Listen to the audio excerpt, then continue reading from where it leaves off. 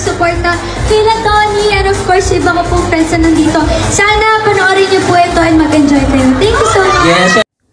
Napakaganda at blooming ang isang Andrea Brillantes na dumating sa red carpet para sa premiere night ng pelikulang pinagbibidahan ni Donnie Pangilinan, Ang Good Game.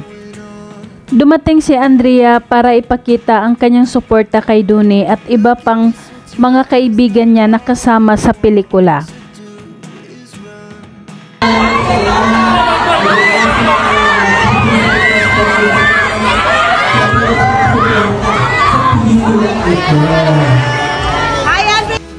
Pagkadating pa lang ni Andrea, hindi pa nga nakaakyat sa stage. Maliban sa mga tao at fans niya na naghihiyawan nang makita siya, pinagkaguluhan din siya agad ng mga press para ma-interview. At pinaunlakan naman ni Andrea ang mga iba't ibang katanungan ng mga press. Halos hindi nga lang magkarinigan dahil sa sobrang ingay ng paligid. Nagsisigawan din ng iba lalo na't may mga dumarating pang ibang mga celebrities para manood ng premiere night at ipakita ang suporta nila kay Donnie at sa iba pang team nito. At kahit sobrang ingay, sinasagot pa rin ni Andrea ang lahat ng mga tanong.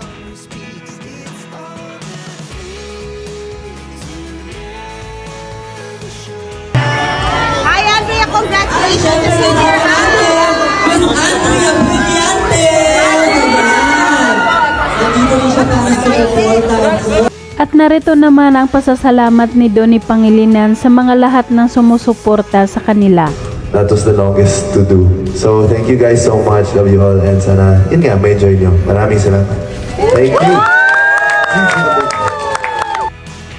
Samantala, naging maganda naman ang pagpasok ng bagong taon para kay Andrea Brillantes. Nakuha siya bilang isang Levinas News Global Ambassador. Lumipad pa Hong Kong si Andrea Brillantes para doon mag-sign ng kanyang contract para sa naturang jewelry collection. Malaki ang pasasalamat ni Andrea Brillantes sa naturang jewelry brand sa pagtitiwala sa kanya bilang ambassador.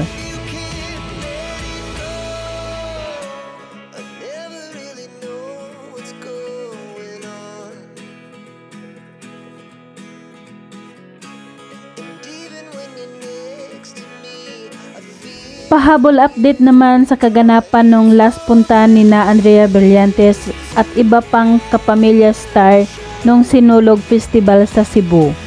Napagbigyan ni Andrea Brillantes ang kanyang mga fans na kanyang signaturan ang mga bit-bit nitong mga frame na ikinatuwa ng kanyang mga tagahanga dahil sa sobrang bait ni Andrea Brillantes.